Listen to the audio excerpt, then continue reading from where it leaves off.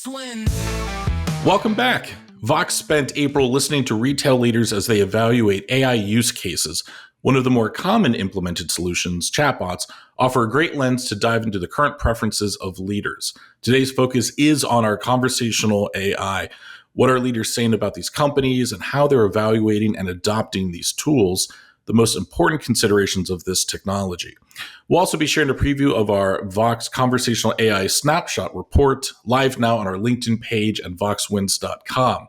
I'm VOX Wins co-founder Richard Denton, joined by a pair of legends in CX, Kate Guenther, most recently VP of Operations and Concierge at Aritzia, Mark McKercher, VP of Global Support at Sovos, and Avetis Ghazaryan, co-founder and CEO of VOX Wins. Avetis, set the stage for us. Why conversational AI and why right now? It's a great question to start with. Thank you, Richard. Thanks for having me second time. Why conversational AI? So it really goes back to, and at this point, probably most of our audience is familiar with, VOX's mission is to bring alignment to B2B market.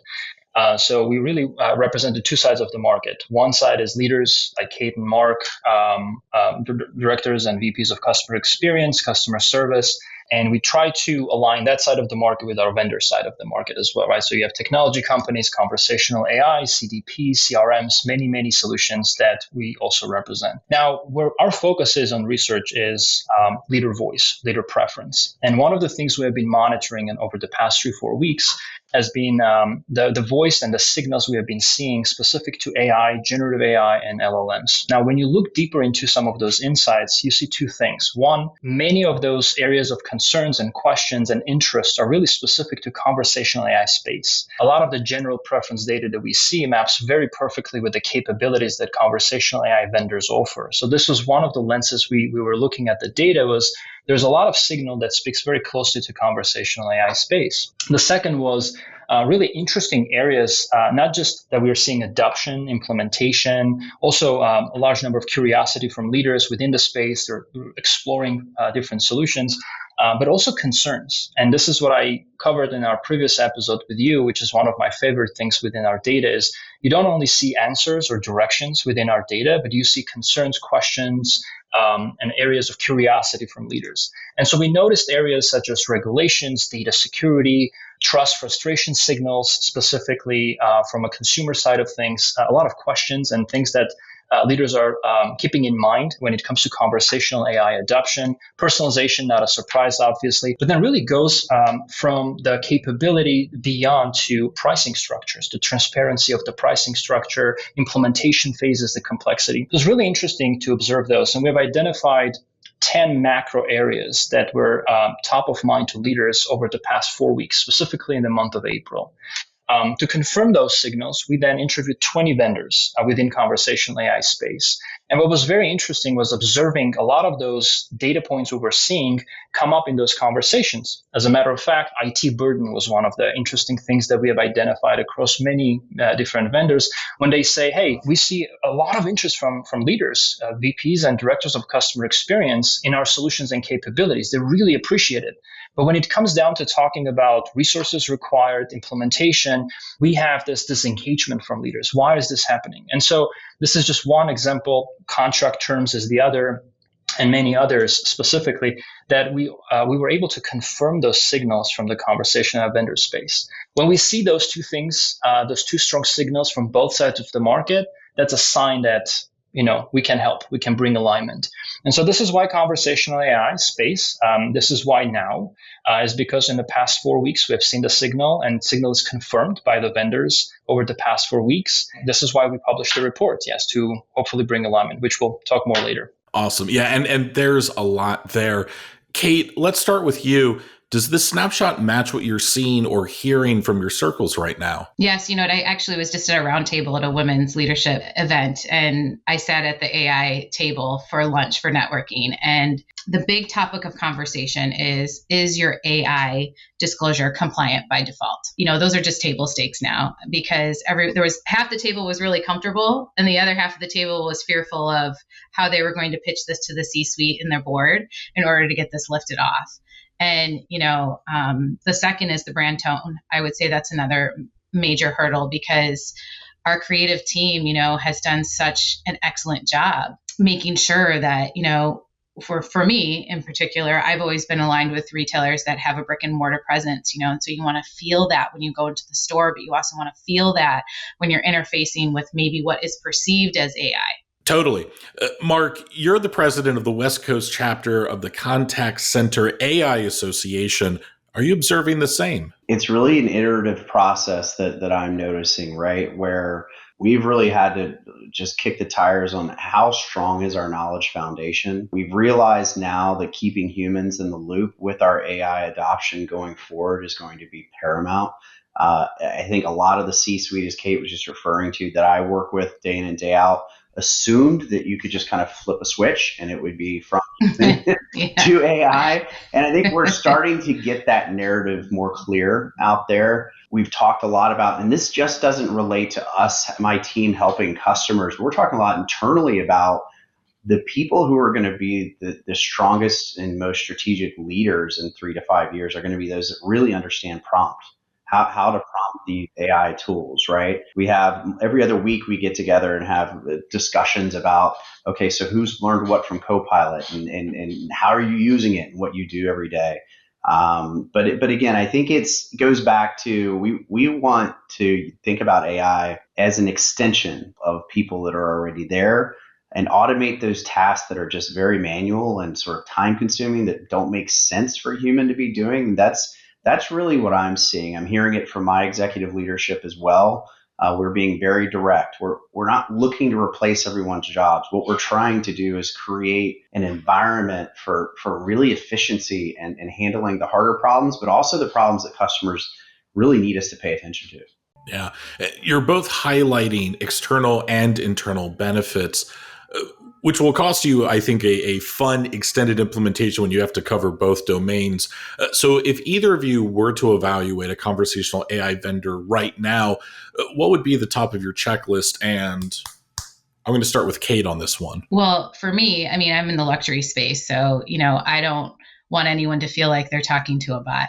And what I'm fearful of is, Avetis, your wife, will want a puffer and we suggest the leather jacket instead, and then you just screw up the gift totally, right? So we don't want that to happen. And I think that for me, it's that I've always relied on that human connection for that white glove experience. AI can do that for you if we push the right information and we make that experience great. And it also can gauge the sentiment so we can transfer that to the right person if it does go bad. So it is efficient. Just like Mark said, like maybe they are joining us to, where's my package? But we could upsell them and they may recognize that we've been calling AI they, but it, but it could recognize that we've got a great relationship with you and we want to transfer you to that white glove person, because even though you joined us for that, looking for that package, I know I'm going to sell you more stuff. And you're one of the best to do it, Kate. Our wallets are cowering in fear. Mark, what's at the top of your checklist?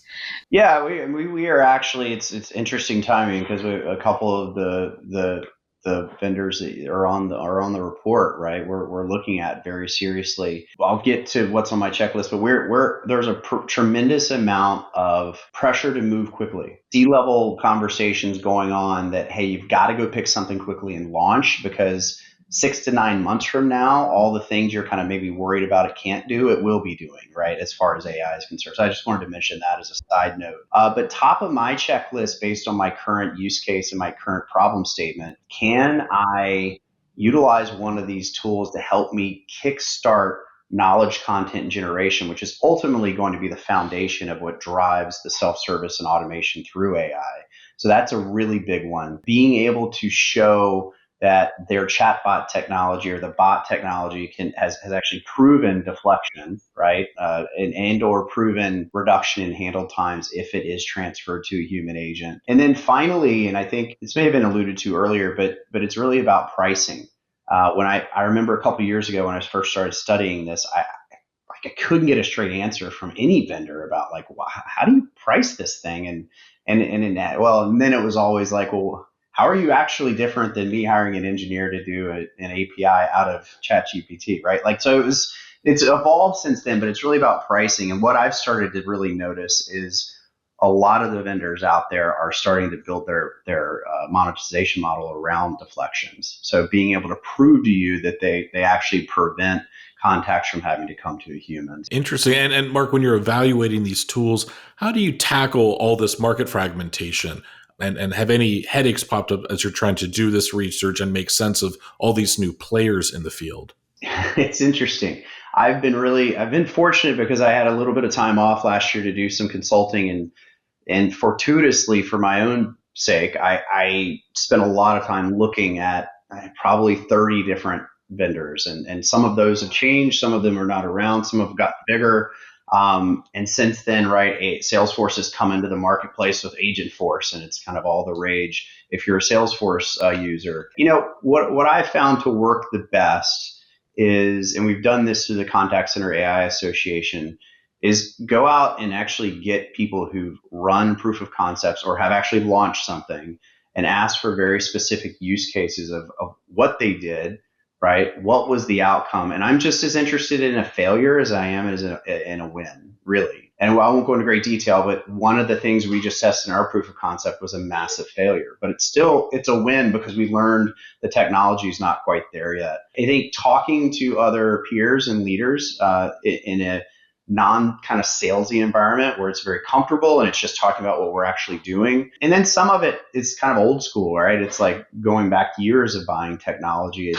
It's those peers and so forth in the marketplace that I trust, right? That I feel like have a good thought process about how they approach customer experience problems. And of course, if they are providing great customer experience and you can go test it as well, that's a big driver. If I could add, last year I got to go to Gucci's contact center, and of course, it's a Salesforce operation, and their testimonials are all over the place. But that was the best thing I did because all of these luxury retailers were there to see what Gucci was doing.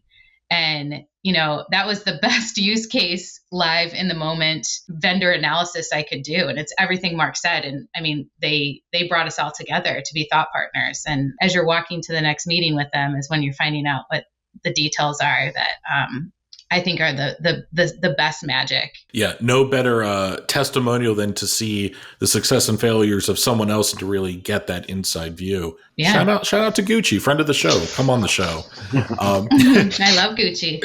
We all have Gucci. But to the points that you're both making, there is so much noise, and good luck starting with a Google search with how SEO is just so strategized against. So what single tool or experience would make it easier for you to say, A, spot the right solution for your needs, and B, connect with that vendor on your terms? Kate, I'll go back to you. What do you think? I think Mark read my notes because he said this before. Maybe Mark and I just have these amazing big brains that work together, right? But what I wrote in my notes was to be a use case vendor comparison dashboard. So like the hallway conversation at Gucci with the Dior friend, I see it on a dashboard that I can quickly analyze and take away the information that I need that's most applicable to my business. So that would be styling assistance, product discovery, conversion lifts, loyalty building, you name it. Sounds great. Mark, over to you. Imitation is the strongest form of flattery, however that goes. Yeah, absolutely. I think, you had mentioned a Google search, and tongue-in-cheek, I would today start with a ChatGPT search. No offense to Google. But that's what I would do personally based on my experience.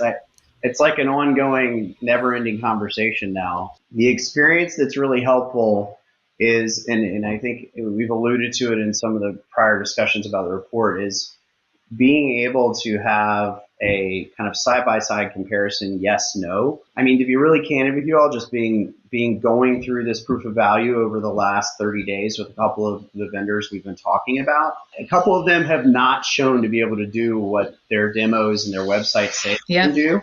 And that's just a real, and it's not necessarily because they can't do it for anyone. They just can't do it for me because of the lack of a foundation of, for instance, we had a peer within our portfolio, HG Capital, a peer company that had used one of the vendors and quite successfully, but the difference was they had an 18-month runway to do a KCS knowledge process we hadn't done. So essentially, just being really straight, I think you've got to get in there and test it.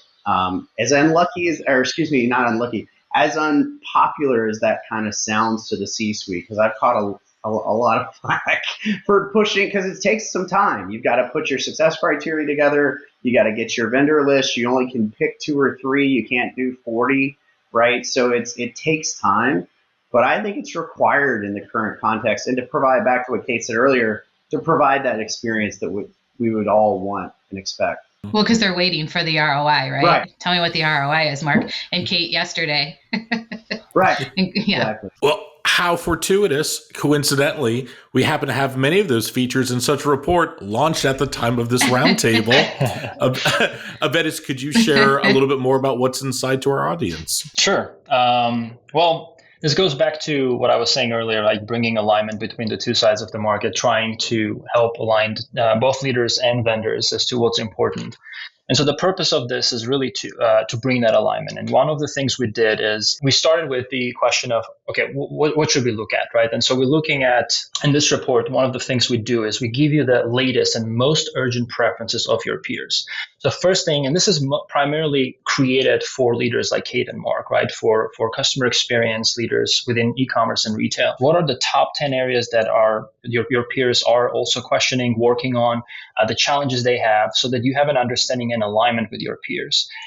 Second, we dive into and provide you the conversational AI market overview. So instead of diving right away into each vendor, we give you an idea as to how the market, where is the market versus your needs and preferences. We have captured what's most important to you in the past 4 weeks. How is the market doing altogether? But then really the third layer from this is then diving into each vendor and giving you an idea of how each vendor is answering those questions, responding to the dynamic preferences. And so what the report does, it gives you the vendor map, where we map based on 2 dimensions. One is the VOX proprietary score-based dimension, where essentially what we look at, every single question has a weight that is based on the consensus score that we have identified on VOX platform, which allows them to rank and rank all these vendors based on the score they have aggregated. But the second thing we look at, the second dimension, is the coverage across all 20 questions. All 20 questions are different from each other, but they're all based on the consensus, certain level of consensus, more important, less important, but they all represent consensus of the voice of leaders. And we're also trying to look at all these vendors based on how many of those important areas are vendors covering across those different questions. So what this allows us to see is that vendor landscape, which I think gives a few things to leaders. One, information, who are the vendors in the space? There are thousands of chatbot companies, but who should you look into when it comes to retail and e-commerce? I think this report cuts that research part because it's drawn by 2 parts. One, our research, identifying vendors in the space who offer and work with similar organizations, retail and e-commerce businesses. But then second is recommended vendors by our leaders. So some of our leaders even here recommended some vendors that we should be looking into and including into the vendor mapping, right?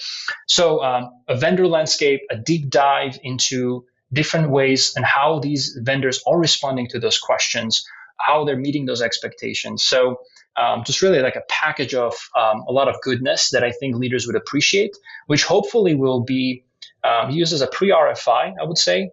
Mark had a good point, right? You really have to, at the end of the day, go test it. So this really doesn't really do that. But what this does, it gives you a short list of vendors that you should be looking into, especially if certain areas are more important to you than others. If compliance is a top priority, you can see which vendors are actually responding to that, how they're responding. So it cuts you the time for research, but then probably you want to do a follow-up, which this report also does. It provides contact information of different representatives in those vendor organizations for you to be able to connect with someone technical, but also business oriented to answer your follow-up questions. I love it. I love it. Build what leaders are asking for and follow their voice.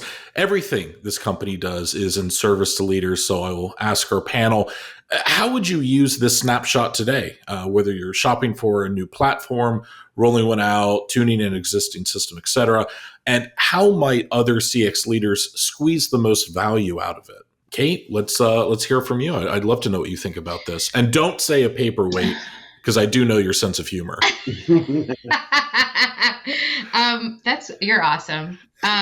Get out of my head, Richard.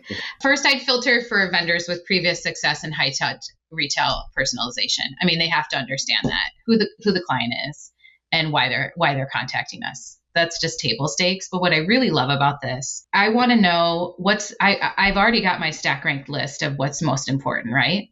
And if it's compliance, then I'd like to understand who does it the best, right? If it's personalization and less compliant, which I'm not promoting, but I that's what I love about this report is that I could see what's most important to me, because our industries are different. I think Mark and I have different industries that we have worked in and what's important.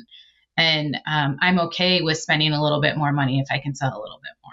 Well said. Well said. Mark, how should other CX leaders use this type of knowledge in their evaluation workflow? Yeah, picking up a little bit on where Kate left off, I think in running these proof of concepts and literally in the last 4 to 6 weeks going through the legal process with our general counsel and going through, do we need to do a data privacy agreement just to do a proof of concept? So compliance is number one for me, and my company is in a very highly regulated space in tax compliance software. So compliance would be number one for me.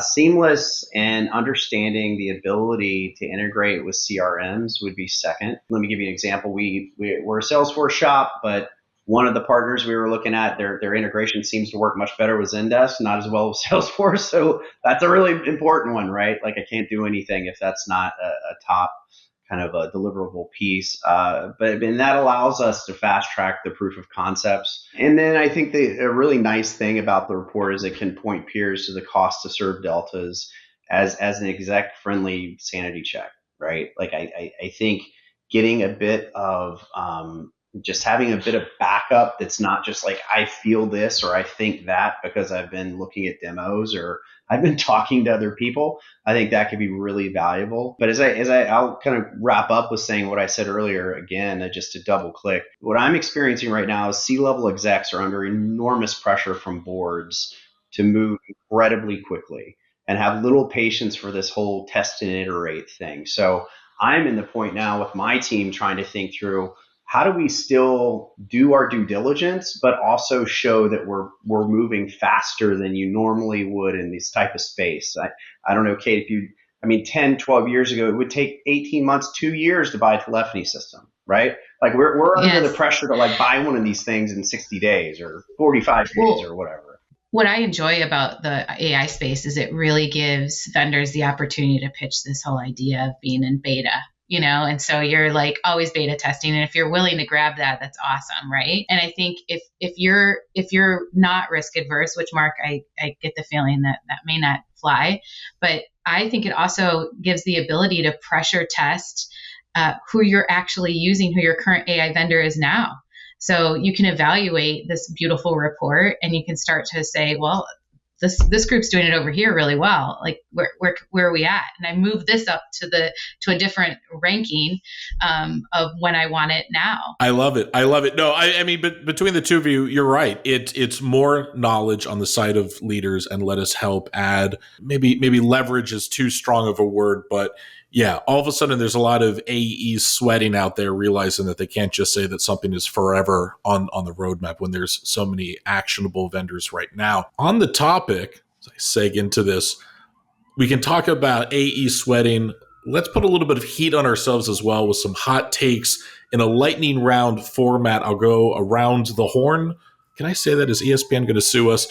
I'd love to hear a bold prediction that you each have for the conversational AI space. Perhaps now, looking into 2026, if any of us can see that far, good luck. Kate, you keep starting us off. I'm going to start with Mark first on this one. Okay, good.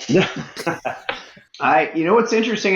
My bold prediction is, unlike prior technologies where I would tell you, I think the Salesforce and Zendesk and customers are going to come in, those type of part, and any of these CRM vendors are going to come in and sort of disrupt and move things around. What it's been fascinating to me is the way I sense right now is Salesforce is just sitting back waiting for kind of the environment to sort of coalesce or break up or aggregate, whatever it's going to do. My bold prediction is that there will be 3, 5, 10 companies out there that are not named Salesforce or Intercom or Customer that take a huge part of this market for the CX business. And I think it's because some of the stuff I kept alluding back to my experience with this proof of value. I mean, we're seeing things like I couldn't even believe a year ago, right? Like looking at every one of my tickets and giving me sentiment about those tickets. And then when we check them,